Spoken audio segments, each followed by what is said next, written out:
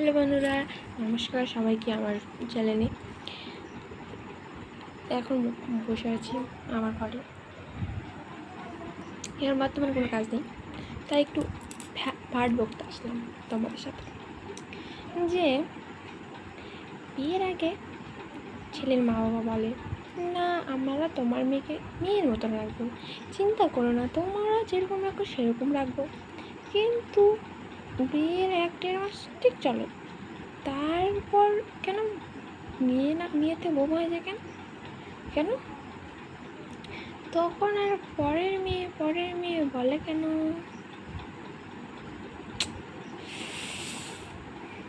একবার নিজেরাই বলবে তোমার বাড়ি, একবার বলবে না তুমি পরের বাড়িতে আছো। একবার তোমার সাথে এক রকম ব্যবহার করবে। একবার তুমি ভাববে এই বাড়ির মেয়ে, একবার ভাববে তুমি এই বাড়ির বৌমা, একবার ভাববে তুমি এই বাড়ির কেউ না, একবার ভাববে তুমি এই বাড়ির চাকর।